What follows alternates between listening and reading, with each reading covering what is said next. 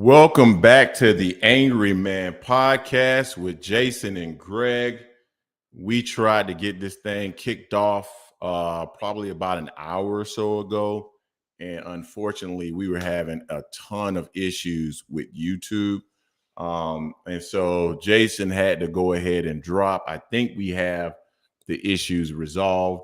So I want to go ahead and at least bring us an hour worth of content. So gonna wait for a little bit, see if we can get some additional people in the chat, in the live stream, and then we're gonna kick it off from there. I see that we got one person in here right now. I don't know who that one person is. Let me know who you are if you can.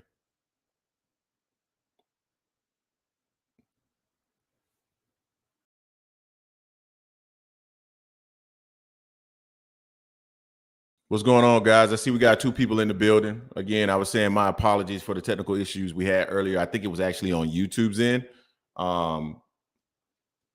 Hey, Thomas, what's going on, man? What's going on? Yeah, like I was saying, I think we had some issues with YouTube earlier. It wasn't updating the stream links or anything like that. So I think it was more so on their end. Jason had to drop, so I'm gonna go ahead and handle it for today. Salute, PGH, Big Dog. What's going on with you, brother?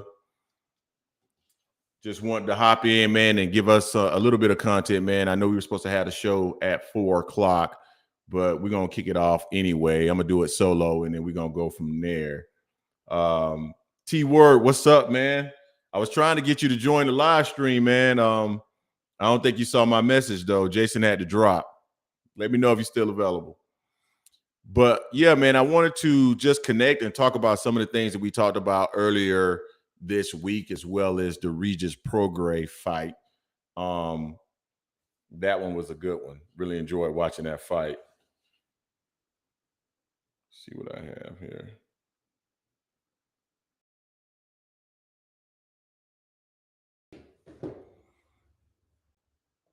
No worries, T. No worries, T. All good, man. All good. So let me see what I got on deck for us, ladies and gents.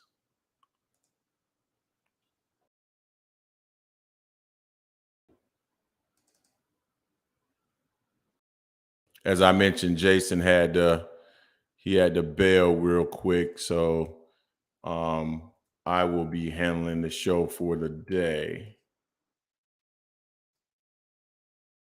So, man, let's jump into it. So we did a video last week about Regis Prograis versus Zepeda. And like I mentioned before, I thought that Regis was going to come out of that fight victorious. And it didn't surprise me at all, the outcome of the fight. To be quite honest with you, I thought Regis looked really, really sharp. The League of Legacy, what's going on? I thought Regis looked really sharp. Head movement looked really sharp. Jab was good. He looked quick. Yeah, I noticed that the commentators kept saying, that Zepeda was quicker, faster, had harder punching power than what Regis would have expected in the first round. I didn't really see it that way. I thought Regis was really, catching his rhythm. Maybe Zepeda was a little bit faster than what he thought. Maybe he had a little bit more power than what he thought. But starting in the second round, and I gave Zepeda the first round. Starting in the second round, I thought Regis caught his rhythm. I really liked the angles that he was using when he was coming in with that jab. It offset what Zepeda was trying to do, which was counter him coming in with that straight left hand. And he was also trying to double up on that jab and throw that straight left hand as well. Regis picked up on all that. He started using really, really good angles to get on the inside and throw that jab.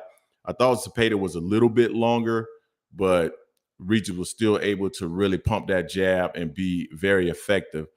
The one thing that I didn't like about Prograis' game that I feel like if he had done a little bit more of this fight would have never even made it to the 11th round. But when he got on the inside, I didn't feel like Prograis really did good body work like he could have or like he should have. I felt like Zepeda was wide open for it. If Regis would have went ahead and went to the body, I mean, I really think he could have gotten that kid up out of there in 7 or 8 rounds. Easily, he could have gotten him up out of there. But still, man, excellent performance by Regis.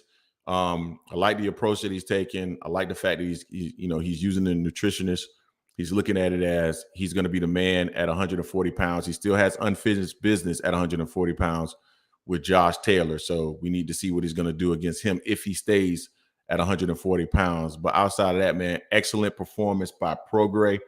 Really like what I saw from him.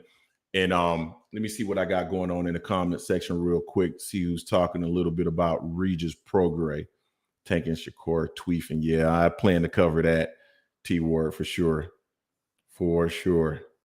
Hey, Brenda, what's going on? Sorry about earlier. I know you were in the chat earlier as well. Hopefully we got everything resolved with YouTube. Josh Taylor, I feel like he needs to stay at 140 pounds as well. I don't think Josh Taylor will fare very well at 147 pounds. I think he's food for a lot of those fighters, and that includes Ortiz, Stanionis, and Boots. I think he's food for those guys, in my opinion. So I don't think he should move up in weight either. What did you guys think about the way that Regis looked last night? Better, worse than what we've seen in the past? Personally, I thought he looked a lot better, leaner, more fit, faster. Head movement was on point. He looked good last night. Only thing that he's missing in my mind is a body attack. He head hunts a little too much.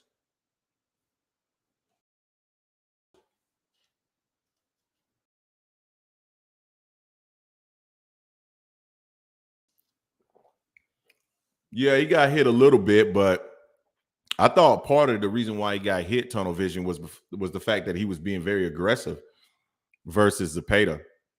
I thought his defense and his head movement was excellent. Sometimes he looked a little bit stiff and off balance with some of his shots that he was throwing. But for the most part, I thought Regis looked really, really good.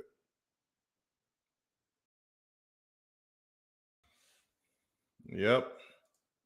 So let's transition, man. So I definitely wanted to talk about number one, Tank Davis overall.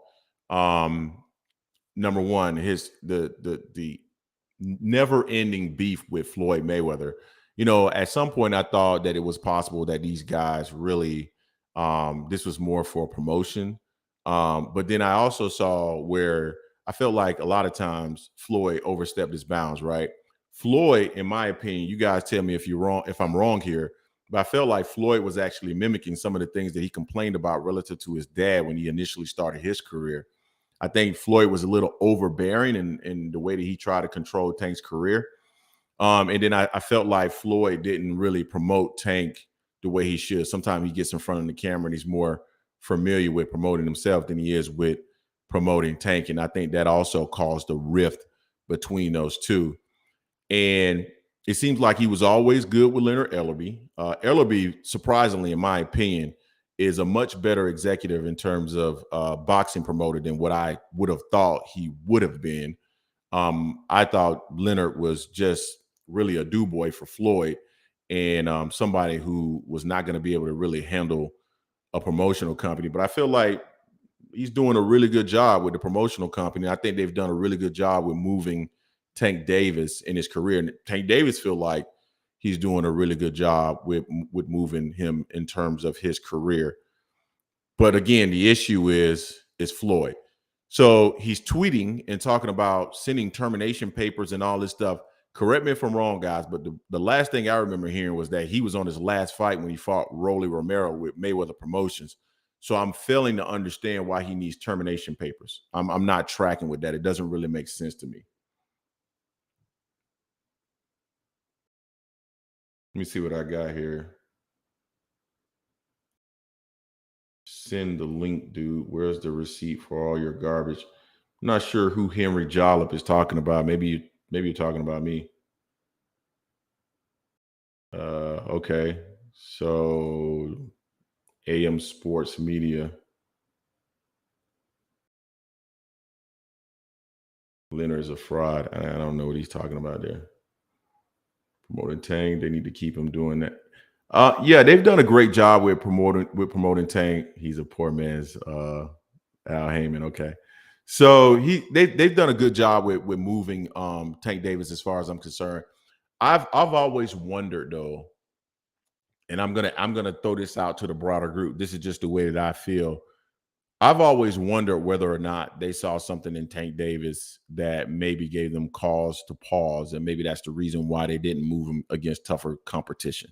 They've done a great job with building him up. They've done a great job with making him look fantastic, but some of the competition is lacking. I think we'll all agree with that. So if that's the case, do you guys feel that Mayweather promotion maybe they've seen something in Tank that, hey, maybe we need to slow this kid down and move him at a certain pace? What do you guys think about that?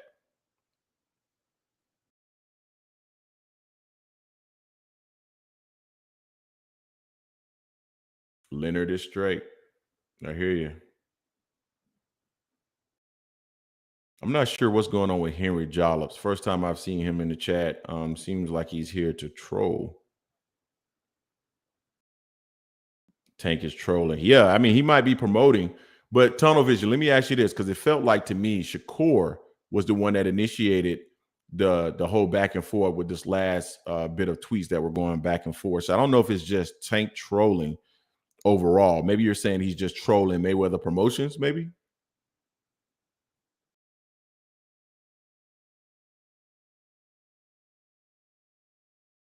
So Thomas Jones, you feel like Floyd is not paying these fighters what they're worth? I think I may disagree. Actually, I don't think I disagree with that, Thomas. And here's why.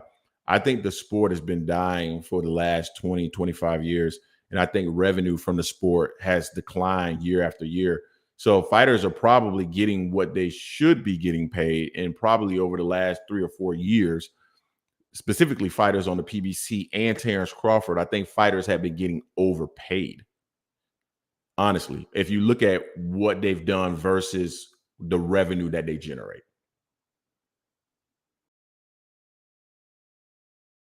The League of Legacy, he's a great fighter, but he has a level of immaturity that'll set him up for failure. I'm assuming that you're talking about Tank Davis there.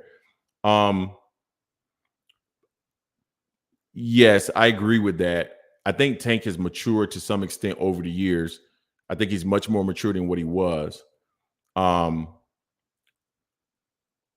I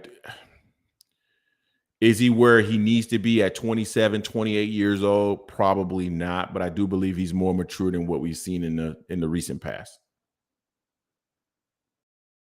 Brenda, there's no way Tank should go to BLK Prime. Stop it. Now you're trolling.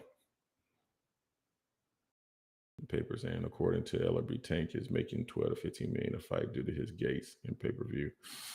Tunnel Vision, I don't believe Tank is making 12 to 15 million dollars. I mean, maybe he is. I don't know, but he's only doing around 150 to 200,000 pay-per-view buys. I thought 200, maybe 200 or so.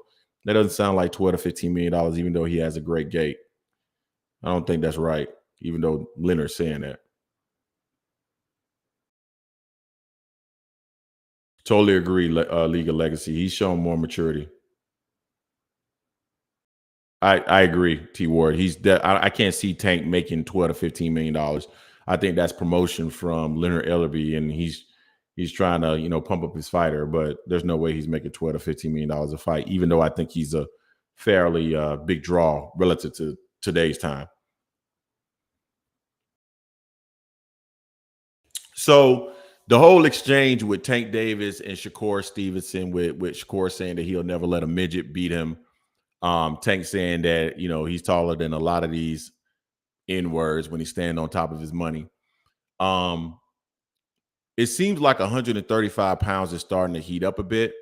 Um, if Haney ends up fighting Lomachenko and Tank ends up fighting Ryan, all of a sudden you got 135 pounds or 140, whichever one you want to look at. These guys are on fire at that point, right? So you're gonna have some of the bigger fights. And you're gonna have some fighters getting eliminated. We need to get T.O. in the mix. We need to get Shakur in the mix. I feel like with Shakur Stevenson, he's been calling out a lot of different fighters. He called out Cambosos. He called out William Zepeda. Um, and so there's a lot of fighters that he's calling out. I think Shakur is going to have a really difficult time getting fighters. You guys know I'm big on Shakur Stevenson, really big. I think the kid is very skilled. I think he's very difficult to hit in the ring. I think he has everything that you need in a fighter other than the requisite power maybe at that division. But everything else he got, and I believe he can offset the power with just the skill and the timing and the defensive ability. So I think it's gonna be tough for him to get a fight. Call out Kambosos. We ain't heard nothing from Kambosos, and I fully expect Kambosos to take some time off and not fight someone like Shakur Stevenson, which would be similar to fighting Devin Haney. He's not gonna do that. Zepeda, Oscar De La Hoya jumping in there and basically saying he's not ready for the fight. After Zepeda said that he wanted to fight, that's interesting in and of itself. I think Shakur's going to have a difficult time. Pitbull doesn't seem to want to get in the ring with him. Turn from a pit bull to a poodle. So, what do you guys think about that? Do you feel that Shakur Stevenson is going to have the opportunity to get these fights, or is he going to be someone that was pretty much treated like Devin Haney for a significant amount of times? You know, all the skills in the world, but the risk reward ratio, when you look at it, is just not worth it.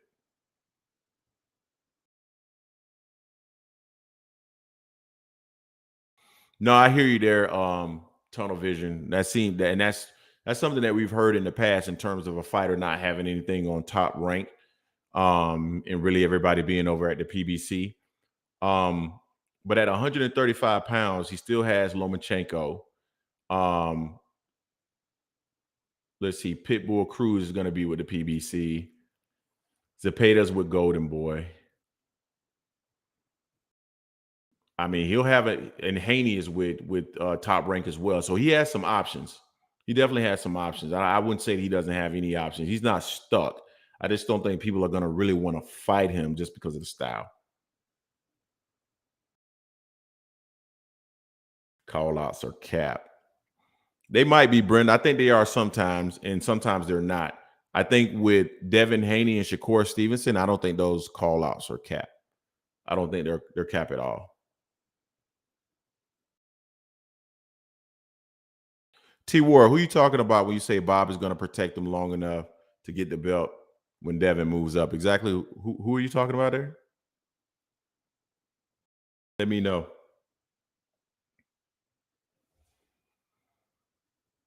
5 million gauge, $200 pay per view at $80 a pop. Of fighters getting 90% of the pay per view price, but knows that he's making 12 plus. Fighters not getting 80% of the pay per view. I don't believe that. Tunnel vision. I'm sorry. I saw that message. That sounds very high considering the fact that the cable company as well as the distributor are going to take probably 50% of the money. So I don't see that being the case. Keyshawn Davis, Duke Ruggan, Loma, Abdullah Mason are top ranked plus 130s, 140s. Yeah, Keyshawn Davis, though, T Ward, they're not going to put him in the ring. I'm not familiar with Duke Roggan. Loma, definitely. Abdullah Mason is a little too young at this point. So, yeah. Lomachenko is about to get washed. I believe the same thing, man. I think he's going to get washed as well. So let me ask you guys this: with all this drama that's going on, or the Twitter fingers that we're seeing at 135 pounds, we got Devin Haney. He's all on. I think it was Thanksgiving Day. He was all out there calling out. I think it was Lomachenko that he was calling out. But all these guys, they're quick to go on the social media. Do you guys think that these fights are really going to happen, considering what we've seen in the past from 135 pounds? Do you believe that these fights are going to happen in the very near future? I feel like they are. I feel like Devin is about to smoke. I feel like Shakur is about to smoke. I feel like Lomachenko is in a position right now that he cannot do anything but be about to smoke. He has to fight these fighters because he's in a position that he doesn't have the belts and there's no one that can actually protect him. T.O., I don't know if T.O. is going to get in the mix. It sounds like Ryan and Tank are going to end up fighting, and I think that's going to be a more competitive fight than other people think it's going to be. Feels like this division is going to heat up, man. The Boxing Source, James, what's going on, man? How are you, sir? Appreciate you joining. I agree with that. I think Haney's the real deal. I think you feel like he's the real deal, Brenda, because he's associated with your boy Crawford. You love anybody associated with Crawford.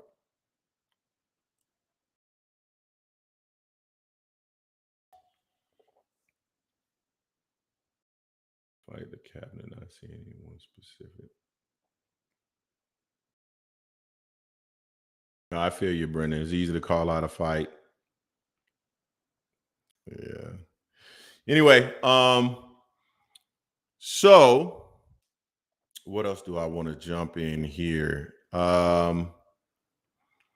Let's jump to super middleweight and light heavyweight. We saw Charlo call out Bivol, and Bivol basically saying that Charlo doesn't have a belt. Um, I don't think Bivol is really interested in fighting Charlo at all. Um, Freestyle it, bro. I hear you, T. I don't feel like Bivol is really interested in fighting Charlo because Charlo doesn't have necessarily the drawing power to really give him his biggest payday. He's more likely he's going to be interested in fighting Canelo. Canelo is around here making excuse after excuse. I gotta tell you, man, I've been disgusted with Canelo Alvarez for a long time.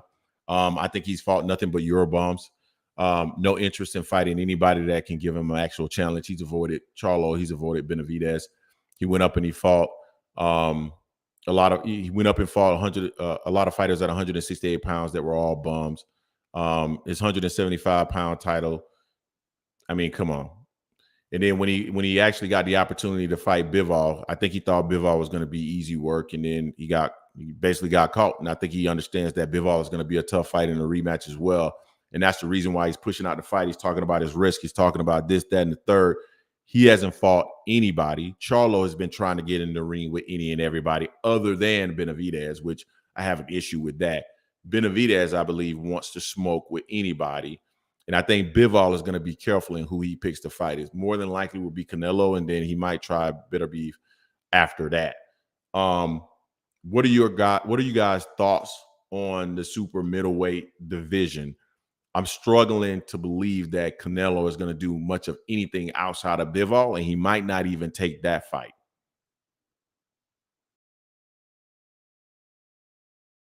Bivol thought he was talking to Mel.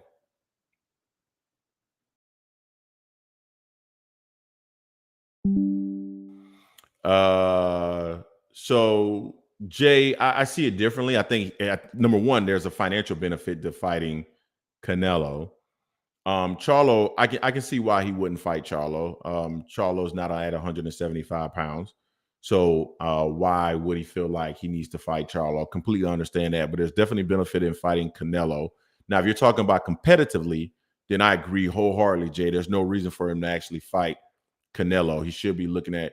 I don't even think there's a real reason for him to fight Yardy either. I think he should fight Better Beef because that's ultimately who's going to be the winner.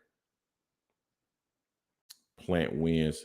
James, when you say Plant wins, you mean against Benavidez? Because I totally disagree with that. I can't see Plant beating Benavidez at all. I think Benavidez is going to smoke him. Yeah, I don't see that. I don't see that, James. Yeah, James, I really like your perspective because one of the things about your perspective is it seems to be different from mine. Fill me in on why you believe that Plant is going to beat Benavidez, because I just don't see it. I don't think Plant has the power, and Plant has the boxing ability, but I think ultimately at the end of the day, Benavidez is a good boxer as well, and I think he'll end up catching Plant and getting him up out of there.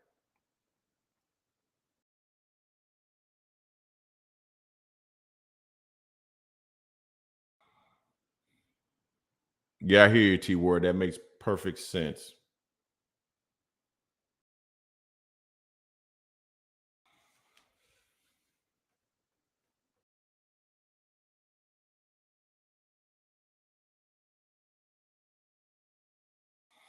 I feel what you're saying, James. Definitely, I feel with the speed. I don't think he has enough power. And don't let his last fight fool you. I don't think he has enough power, and I think Benavidez has the ability to continue to walk him down and eventually get him up out of there. I don't think Plant is going to win that fight. Jay is in agreement with you. He leans towards Plant too. I don't see it, guys. I really don't. And maybe this is, I'm going to be honest with you. Maybe this is just me and my I lost a little bit of respect for Plant when I saw what he did in the ring versus Canelo. I didn't like what I saw. He was a fighter defeated. He showed some real mental weakness in that fight, And because of that mental weakness, I struggle with believing that Plant can do much of anything against Benavidez. I think Benavidez is a dog. And once he started putting that heat on Plant, he's gonna be in the ring at the end of the fight saying the same thing. I fight really good, huh? I lost some respect there.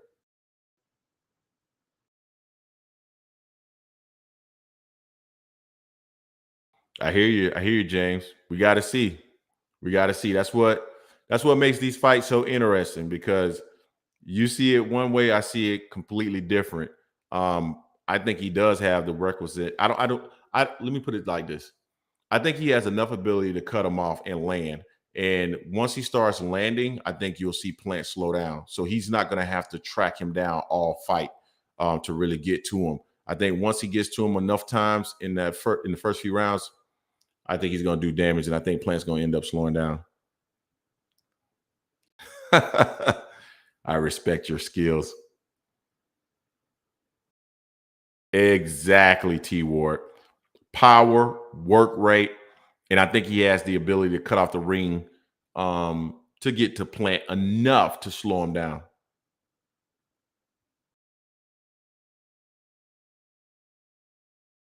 Brian S., when you say that's an interesting take, which take are you talking about? Are you referring to the take that James gave, or are you referring to the take that I gave?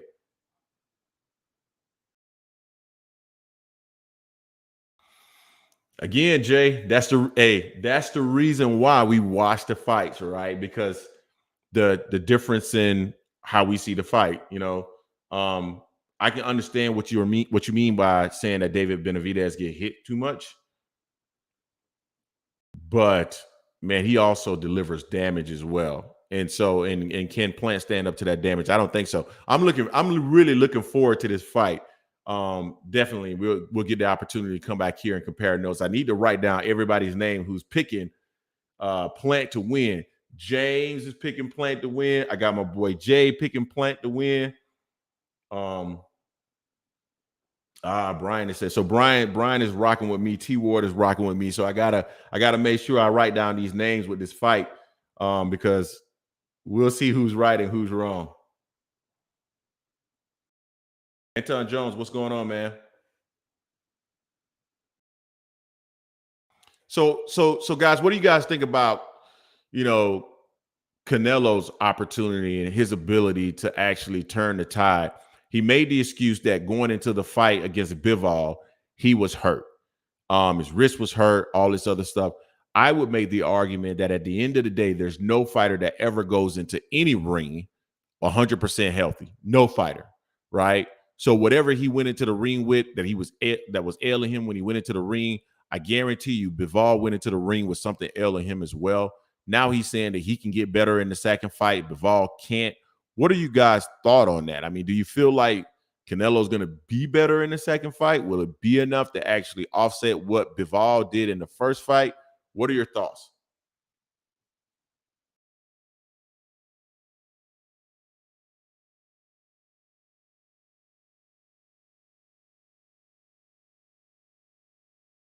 Benavidez and 10. We still on the other fight.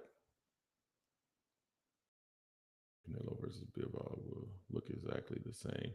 Bennett, I totally agree with that. I don't think he can. I think Canelo will get somewhat better, but not much better. I think the issue is that Bivol is skilled.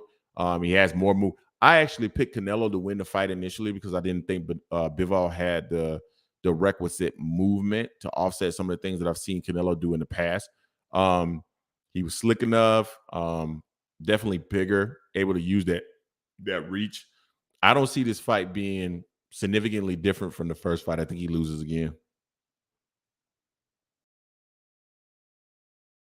When you say Canelo is fighting Ryder, James, I'm assuming you mean the fight in May, right? And I would agree with that. He's not going to fight him in May. I think if he fights him, he'll fight him in September. His next fight will not be against Bivol.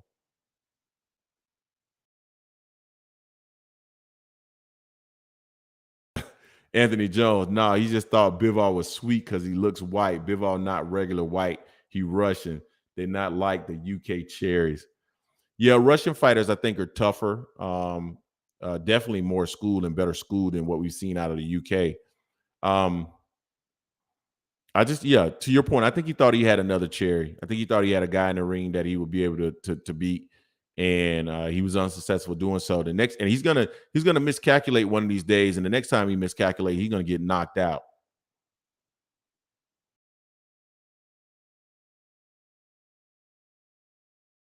If Canelo moves up and weight Bivol, and hold up, if Canelo moves up and fight Bivol again, they need to strip him, but they won't.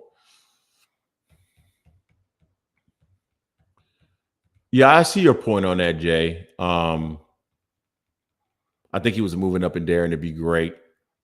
I don't begrudge any of the sanctioning bodies for not stripping him from the first time he went up. But yeah, he probably should. If he wants to go, he's already undisputed at 168 pounds. If he wants to go up and conquer 175 pounds, he probably should just go ahead and do it. James, that's a good one. So yeah, Bivol doesn't claim Russia anymore. He claims California. I think I had an argument with somebody in the comment section because I called Bivol a Eastern European. They said that he's not an Eastern European. He's actually Asian. Father born in Russia. I think his mother was Asian or something like that, if I remember correctly. But at the end of the day, he's Eastern European. Brenda, why is Bivol your new favorite? Yeah, so he was born in Russia, but I think he's Russian and Korean. Because I think his father was Russian, and I think his mother was Korean.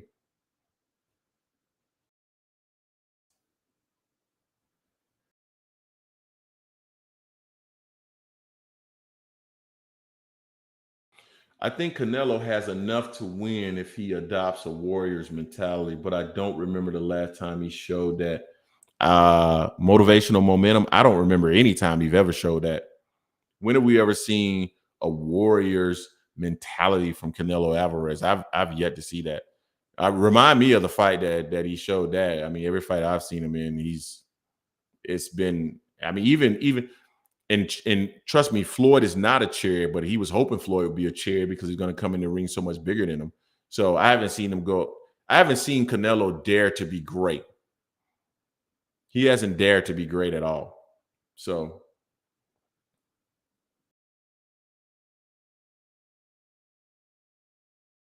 I don't like talking about Canelo unless we talk about banning his ass from the sport.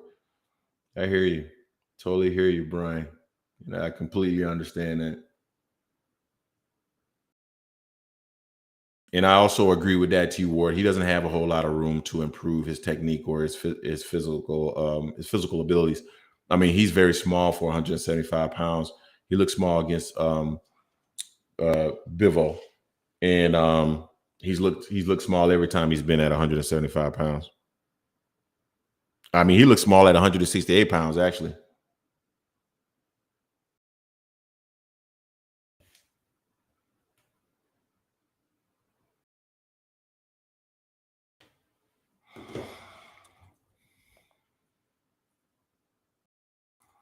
So one other thing I wanted to talk about as well. So we saw the fight last night with Dillian White versus Franklin. I watched that fight. I watched it from beginning to end. Um, Dillian White. I mean, I'm gonna ask you guys what you thought, but so number one, I thought Franklin looked better than what I thought he was gonna look. He looked halfway decent. Totally agree that Dillian White won that fight, but the fight was more competitive than what I thought. I know they're trying to align, get.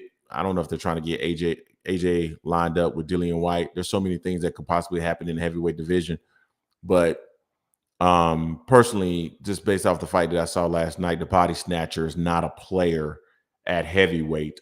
Who had the opportunity to see that fight last night between um, Dillian White and Franklin?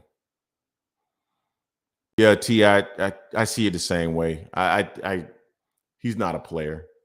I think him and Andy Ruiz are probably fringe guys. They're probably right outside of being a player at the moment. I know Brenda believes that with Andy Ruiz, but I think Wilder is eventually probably going to knock Andy Ruiz into another area code. So at the end of the day, I think it's the players are going to be at least over the next 12, let's call it 12 to 18 months. It's going to be AJ Fury, Usyk, and Wilder. I just as much as much shit as White talks, his resume does not support his bravado. And so I don't see him being a player. If anything, he'll be fed to someone. Maybe he'll be fed to AJ for AJ to build his confidence to get back in the ring. I think he'd be an excellent matchup for Deontay Wilder. Number one, I think so entertaining to watch those two in a press conference. Those two arguing with each other. Those two talking about what happened in the fight or what happened in negotiations in the past or the lack of negotiations. And then I also think it gives Deontay Wilder the opportunity to have another fight, to get more rounds in with his trainer, because I think his trainer is doing some good work with him, but he's going to need some more time to really make some of those refinements in Wilder's game. So I think that's a great fight for Wilder, for him to take on Dillian White. But ultimately, I see Dillian White getting fed to somebody, either AJ or Wilder.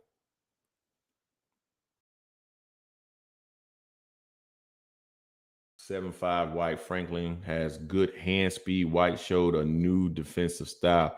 Yeah, I saw that. I saw that. He was fighting like he was, I don't know, the defensive style looked more like George Foreman's kind of crab-like, shell-like style that we saw him implement in the past. It was an interesting style. Yeah. It was an interesting style. And the I would say this the instructions that he got, and you guys tell me if anybody noticed this, but immediately when I saw this, I sent Jason a message. We were both watching the fight at the same time. We were going back and forth with our messages as we were watching the fight. And in the corner, I can't remember what round it was. I think it was like maybe round 10, between round 10 and 11, or between round 9 and 10. I can't remember. But McGirt said, as soon as he came back to the corner, he said, "Hey, stay in your shell, and only come out of your shell if you see an opportunity, and then, or if you can go to the body." And then immediately after that, he said, "What round is it?" They told him the round. He said, "Okay, now I want you to come out there and jab." That was the weirdest shit I'd ever seen in my life. And I don't know if it's because I'm putting McGirt under a microscope now because of the comments that he made, but that was one of the strangest sequences I've seen in the middle of a round, when a trainer is giving a fighter instructions. Did anybody see or notice that?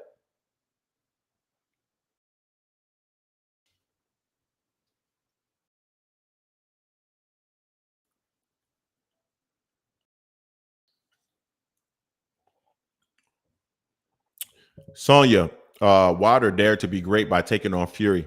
He didn't have to take on Fury. That was a mandatory defense.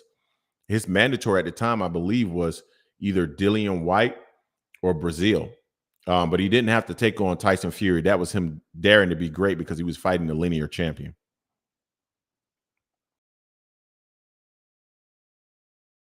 Fix my mic. There's nothing wrong with my mic from what I can tell. Are you guys having a problem with hearing me?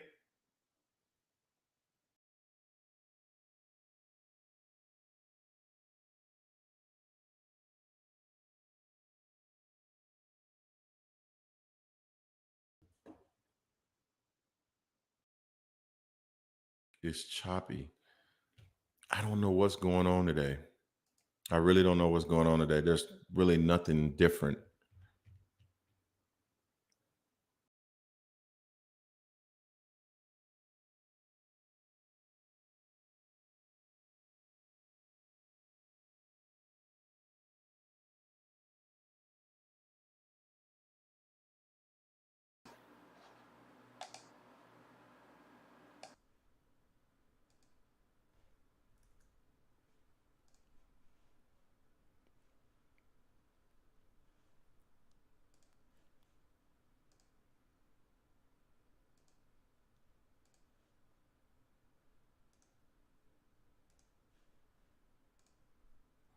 Hey, can you guys hear me now? Do I sound better now? Okay. All right. Cool. Yeah, I don't. It's something's going on with YouTube. I don't think it's. I've checked everything. I've checked the speed of the internet. I've checked all of our connections. There's nothing different. It's all the same. So I'm not sure what's going on. It feels like it's something going on with YouTube. This is the best I can figure out. Yeah. So did anybody notice though those comments that were made by Buddy McGirt mid round? I thought that was interesting, and seems like Buddy is. I don't know. It might be just again I'm overanalyzing what everything that Buddy McGirt is doing now since he made those comments, but those instructions were off.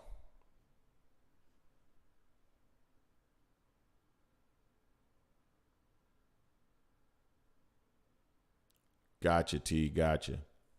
Cool.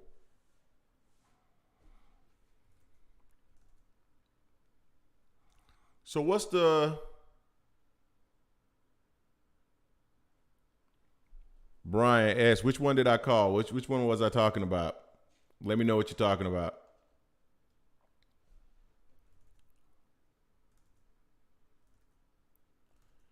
So it seems like sticking with the heavyweight division, it seems like there's some interest in Eddie Hearns matching Deontay Wilder versus AJ in 2023. I don't know exactly how that's going to work, considering the winner out of Ruiz and Deontay Wilder should get Tyson Fury. I still believe that Deontay Wilder needs a fight or two in between that. Um, any level of excitement for that fight right now, I would love to see that fight right now. To see those two, I still want to see that fight. I still want to see those guys get in the ring and fight each other.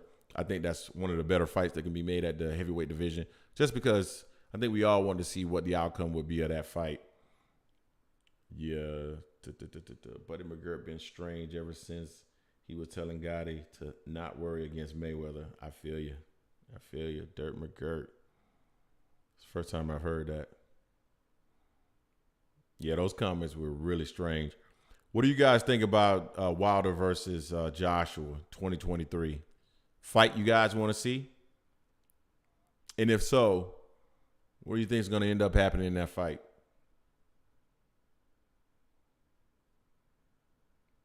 Yeah, I don't die. I don't die. I think he's done as well.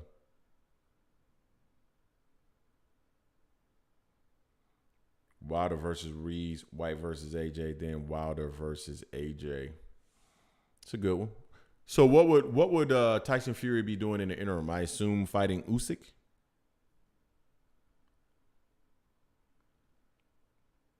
Yeah, I don't doubt that. I think AJ's at a point. AJ's definitely at a crossroad now.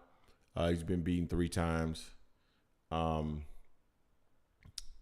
I did think he looked better with Robert Garcia, um, but still not at the level that was required in order to beat Usyk. I think he gets beat by Tyson Fury. I think Tyson Fury would be way too much for him. I think Wilder would eventually catch him and get him up out of there. I still think he's the fourth player at the heavyweight division. So, I'm I like AJ. I just don't. I think he has one or two more big fights where he can get really, a decent paycheck, and then I think he will flame out.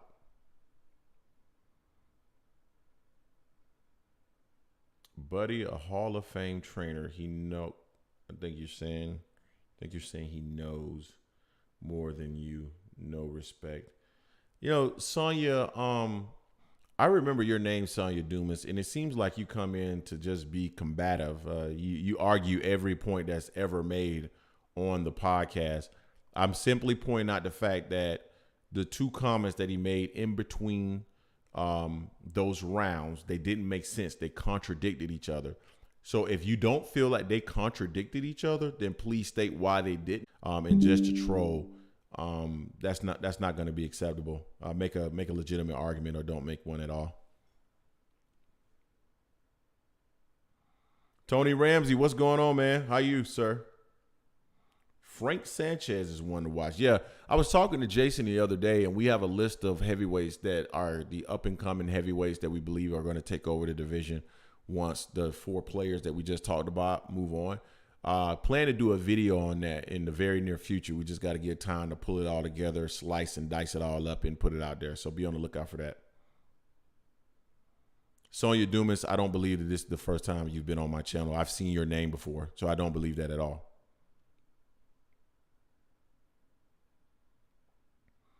Yeah, Fury is absolutely the number 1 heavyweight. I totally agree with that.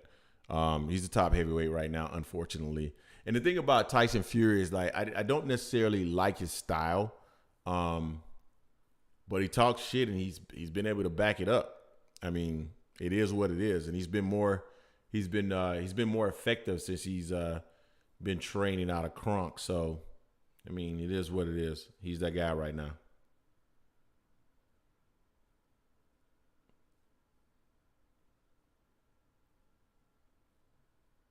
Buddy, let me see what else we got here.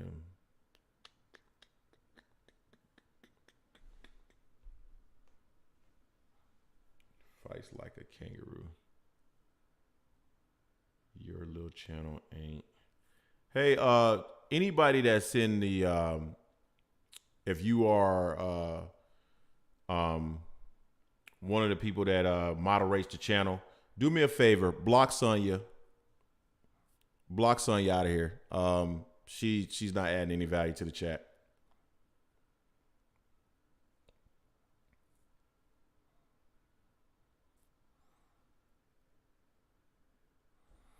Yeah, definitely Cool J. He's definitely delusional. I see it the same way. In terms of Canelo and just his approach. If you're talking about the fact that he's saying that he was hurt, he's not going to be able to beat Bivol. He's done. Exactly, Isaac Green. I've seen Sonya before. This is not her first time in the chat. She's been in our comment section before, spewing the same nonsense. So she's actually both a liar and someone that just wanted to come on here and troll.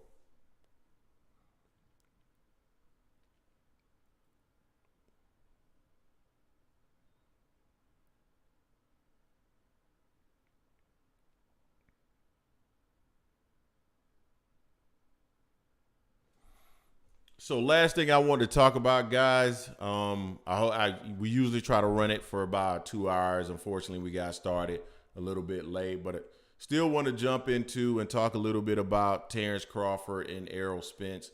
So we know that the fight card has been announced between, David Avanesian and Terence Crawford. We went through what the fight card was in one of our videos.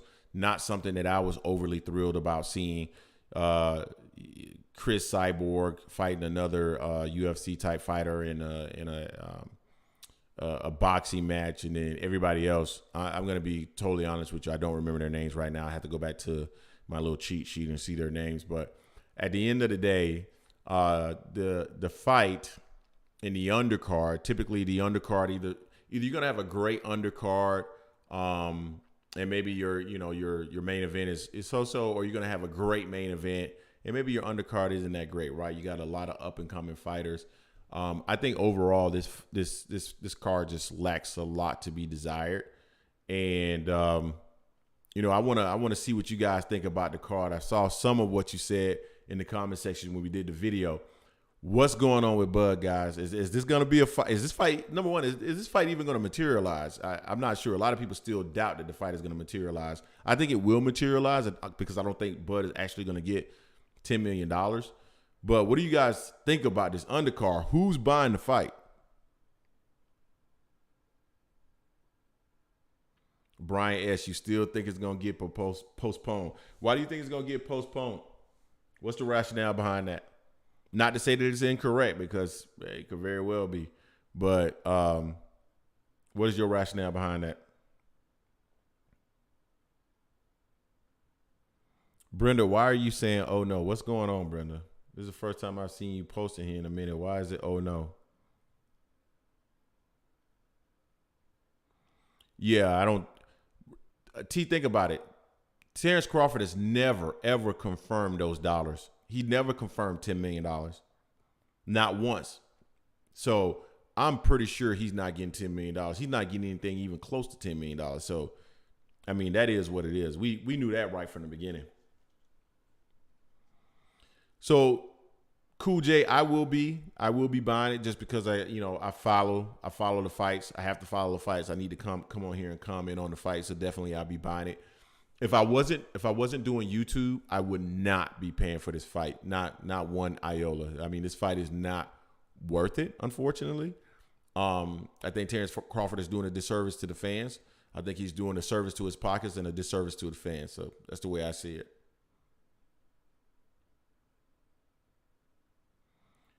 Bennett, that's exactly what's going to happen with Bud Crawford. People keep saying that, some people think that he's going to come back and try to fight Errol Spence. I don't believe he's going to come back and try to fight Errol Spence. Errol's whole spin the block deal, that's not going to happen in my mind. I think Terence Crawford, specifically if he's gotten anything that looks like a significant amount of money from BLK Prime, it's like someone who steals, right? Once you steal one time and you got that rush and you got the satisfaction of getting whatever it was you stole, you're going to try to do that again. And I just see Terence Crawford trying to do that again before his career is out. He's 35 years old. I would not be surprised if he's in the ring with Adrian Broner in late 2023 or 2024. But I don't see him fighting Errol Spence. I don't think he's going to do it. He's going to come back on. He got certain fans that are going to stick with whatever it is he says. He's going to come back and he's going to say, oh, Errol didn't want to fight, this, that, and the third. He's not his own boss, blah, blah, blah, blah. Let me go get $3 million and retire.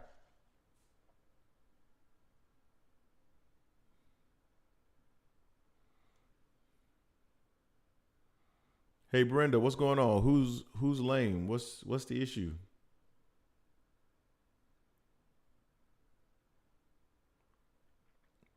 The Kegi, I would agree with that. The $3 to $4 million is probably more realistic. He can't be. I think that's top end. He's definitely not getting any more than that for sure. Hey, let me ask you guys something. I heard something, and Jason and I were trying to validate this. But isn't Bomac's not going to be in his corner on the night of the fight? Is that correct? Thought I heard somewhere that he's not going to even be in the corner of Terence Crawford the night of the fight, which I'm assuming tells us how much they really think of David Avanesian. Has anybody else heard that? Boxing highlights, I agree. That's going to be a great fight. Both fighters come forward. I think the only difference is Virgil actually has the opportunity or the ability to move backwards when he fights as well. So kind of feel like Virgil has the edge in that fight.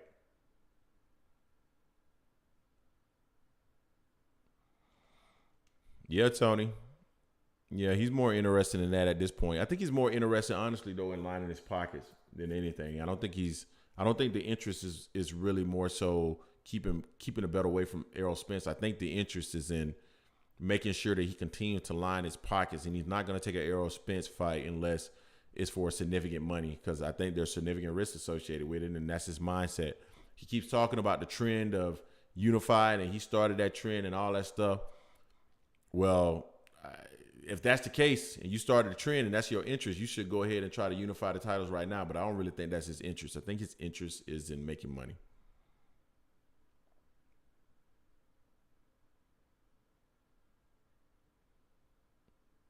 Yeah, that's what I heard too. I heard he's going to be in Keyshawn's. Why would you be in Keyshawn Davis' corner though? Because whoever he's fighting is going to be more of a fighter that's been put in the ring to appropriately match Keyshawn Davis with it. Don't feel like he would need Bomac in his corner on that night. I mean, you would think someone like Terence Crawford, who's fighting at, a higher level, would need more guidance from Bomac. I agree, Brenda. I'm surprised that you made that comment that the card is lame. That's not your style. That's your boy. Terence Crawford is your boy. You don't typically say anything against him.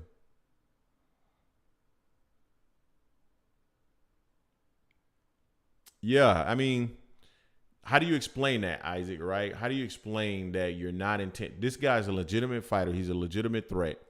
But yet, Bomac didn't feel it was necessary to actually be in the corner. As a matter of fact, Terence Crawford, because he's a boss, he probably had an opportunity to schedule his fight on a different day because he is the boss. I mean, he's his own promoter and he's the boss. So he could have scheduled on a different day so he could have had Bomac available. He chose not to, so that tells me that he doesn't really feel like David Avanesian is the threat that he says he is.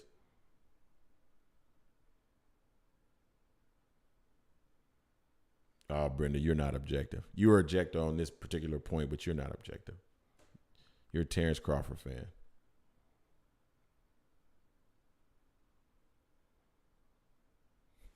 What do you guys think about Spence? Spence says he doesn't know what's next. And let me pause and say this because I saw a lot of people jump into the comment section when we did that and we called it cap. So, and it was actually, it wasn't people that I've seen on our channel before because people that have been on our channel know that we are Errol Spence supporters. We like Errol Spence. We think for the most part, everything that Errol said has been truthful and he's lived up to his word. But we also have a responsibility to call things the way we see it. And the way that we saw Errol in terms of what he said, it didn't make sense to us. But what people did is they went back to the tweet and said, Errol said specifically he doesn't know when he's going to fight. But Errol, on behalf of, well, let me reverse that. TGB Promotions, on behalf of Errol Spence, filed a request with the WBA to allow Errol to defend his WBC title against Keith Thurman in February. And this was before the tweet that had already been reported, that was already on record. So it's clear that Errol had at least an idea of when he's going to fight and who he's going to fight. So that's the reason why we did that video and called it cap. You know what I mean? So I'm interested in hearing people's thought about that video live now that they understand exactly what it was that we were saying. Errol has an idea of who he's fighting. He has an idea of when he's fighting. I just don't think it's the person that he wants to fight.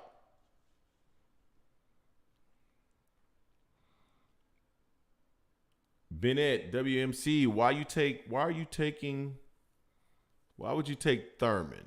Are you saying you would take Thurman if you're Spence, or you prefer to see Spence versus Thurman? And why is that the case?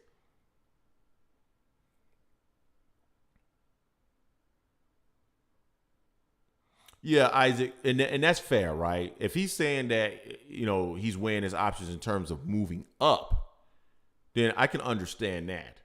But he specifically said when, and that's what I was questioning.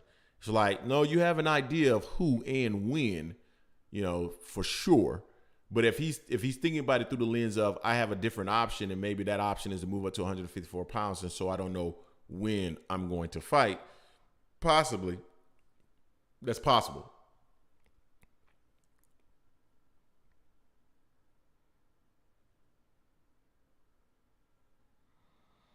Yeah, Kegi, again, and I've said this, from a business standpoint, Thurman versus Spence is the right fight for Spence. It should pull in the most eyeballs. It's going to be the most entertaining as you start to think about their, promo tour. And then I think the fight will probably be somewhat entertaining in the ring. I think Thurman will be, decent to strong in the first few rounds. I think Thurman has pretty good hand speed, still decent movement. I think Spence will have to figure out the timing, and once he figures out the timing, he'll break him down and get him up out of there. So I think it'll still be an interesting fight. I just feel like Thurman hasn't done shit in 3 years. Shit, nothing, nada. He fought Lopez. He got beat by Pacquiao. He didn't look good versus Lopez. And then he fought Barrios. And Barrios, went 12 rounds, Barrios, where Tank sparked him. So I don't know. He hasn't done anything to deserve this fight. I understand why the fight's being made. I just don't think he deserves a fight.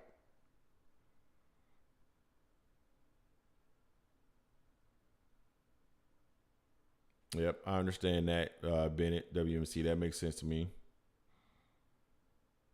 Brenda McDonald, who are you talking about when you say who? Who what?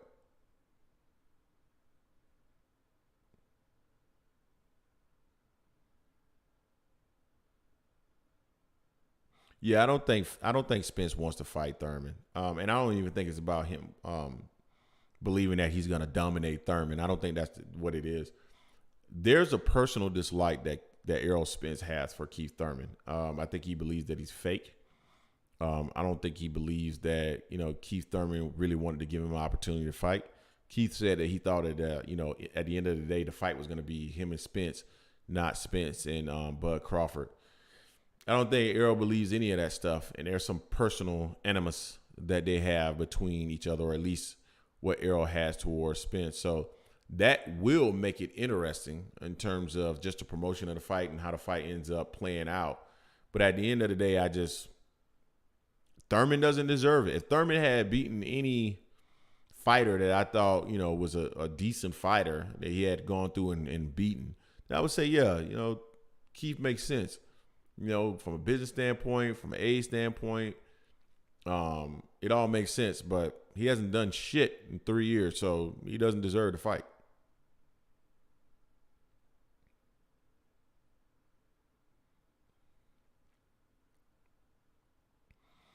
He'll be live, Keggy. He'll be live for 3 or 4 rounds, maybe 5. He'll put it like this: he'll be live the first half, and I think the second half he gets smoked. He gets cooked. Brenda, stop it. So Brenda, who's the better opponent, Keith Thurman or David Avanesian? Come on, Elijah, just stop it. Thurman will still be a better and more accomplished opponent than any welterweight Bud has been. That's big facts. Big facts. And there's no doubt in that at all. It's that Bennett, it won't be try to punish. He's going to punish Keith. To me, Keith's only chance is to catch Spence with something big. Ugas caught him with something that he wasn't really expecting. That hurt him. The only other time I've seen Spence hurt was earlier in his career where he got caught with something. Outside of that, I haven't really seen Spence hurt too much. Spence doesn't get hit that much. I mean, a lot of people think that, his style is basic, but when you think about the way that he approaches the game, he doesn't get hit a whole lot, and he inflicts a whole lot of damage. So Thurman is going to be hard-pressed to find opportunities to really catch Spence just coming in wildly. That's part of the reason why I think Spence is such a deadly opponent for Terence Crawford, because Terence is a good counterpuncher, and usually his counterpunching, he's catching individuals jumping in, and he's had some fighters like Adongo and Porter that were tailor-made for just his style, jumping in and just creating opportunities for him to counter. Spence's style isn't to just run and jump in and just come in reckless. His style is to use angles to get in on the inside and stuff. I think Bud's going to find it way more difficult to counter Spence if he were to ever get in the ring with him. So that would be an interesting fight.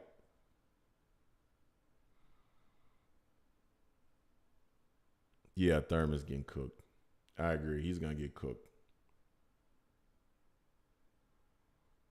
Spence beating Thurman and Bud can end this era of welterweights. Yeah, I agree. That will put a cap on this end of welterweights for sure.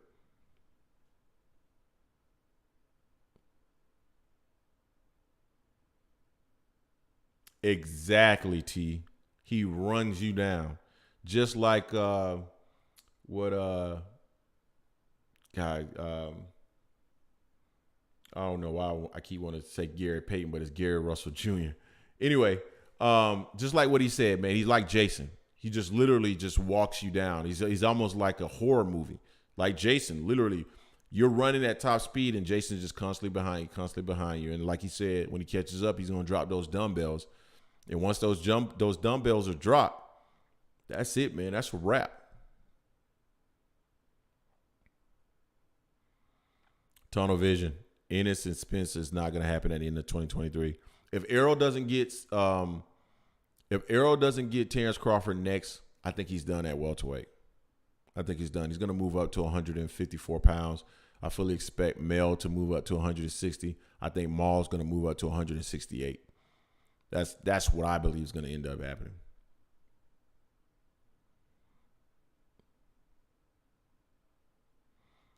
Isaac, they're saying that Crawford is basically going to be forced to fight Boots next or be stripped.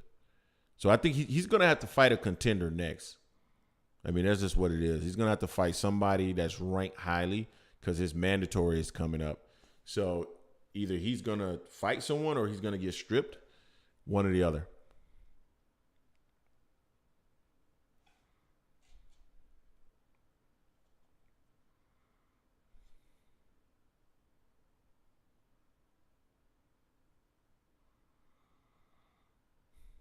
Yes, sir. That's big facts, T Ward. So, guys, I've been on about an hour and 5 minutes now. I'm going to pause and open it up just for questions for you guys to shoot away or specific things that you guys want to talk about in the chat. Again, I want to apologize for, YouTube and the technical difficulties we had earlier. It's unfortunate. We were planning to have a great show, so it kind of threw us for a loop.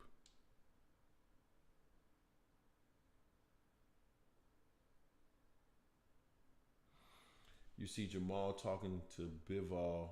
They the same size, but Bivol used to fighting bigger, stronger dudes, and Jamal and Benavidez used to smaller, weaker guys. So, yeah, I think Maul is probably going to move up to 168 pounds. I believe that's the reason why he was talking to not Benavidez, but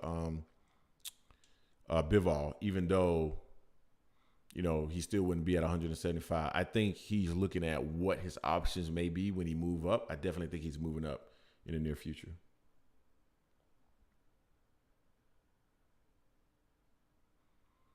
Dante Hall.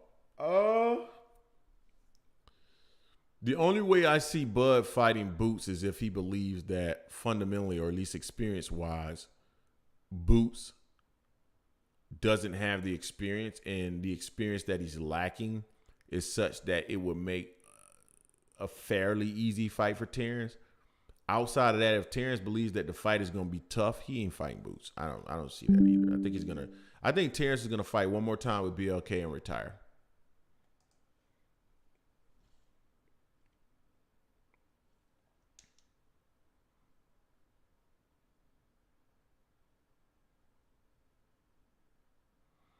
Motivational momentum. I'm not sure about that. I'd have to look that up. But I wouldn't be surprised if that's the case, honestly, because Spence, although, and I said this from years ago. I mean, I probably got text messages to Jason where I was saying this. Spence is surprisingly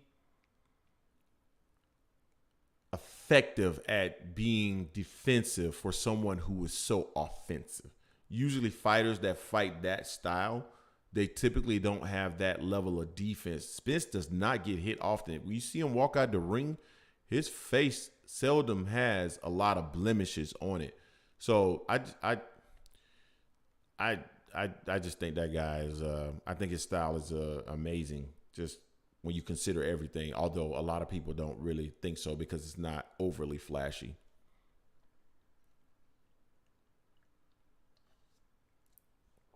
Isaac, I would not be surprised if he's in the ring with Adrian Broner in the next 12 months. I totally agree with that.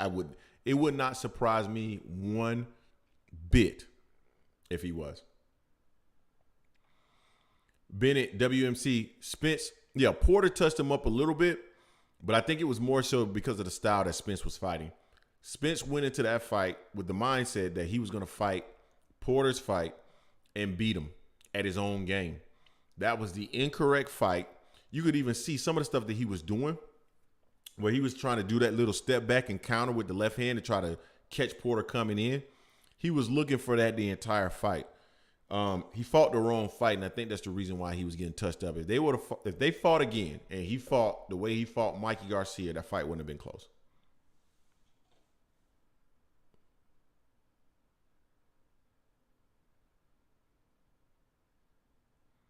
WD, I completely agree. Completely agree. Spence is the truth.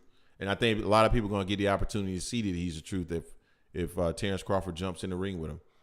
I think a lot of the things that Terence Crawford is good at, and I've watched these guys fight. I watched a bunch of clips of these guys. I've watched fights of them.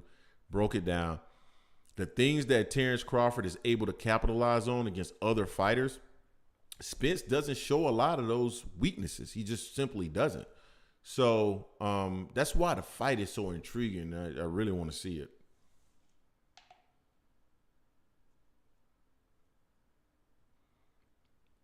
I hear you. Mikey who? But Brenda's a hater. Ooh, she's a hater. But Brenda's my girl. Brenda's my girl. She's a hater, but she's my girl.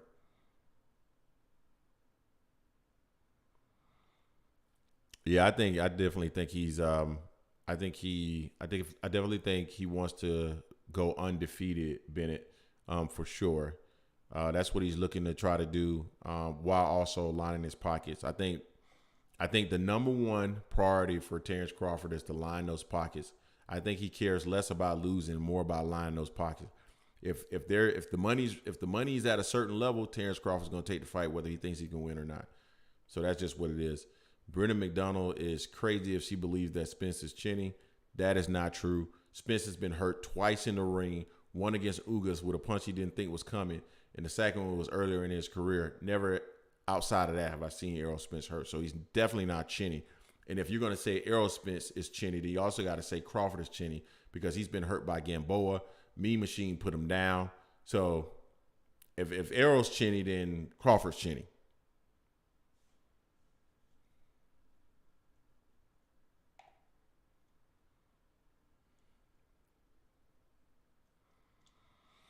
All right, guys. Well, I've been at it for an hour and 11 minutes, 3 times with just Ugas. That's incorrect, Brenda. I don't know what you're talking about. So I want to say this, couple of things while I got you guys here. So we had planned on having a call-in number today. Didn't get because we were having so many technical issues with YouTube. We didn't want to run the risk, or at least I didn't want to run the risk of possibly having another issue with just technical issues or whatever. So I didn't do it. Next week, the plan is to add the call-in show.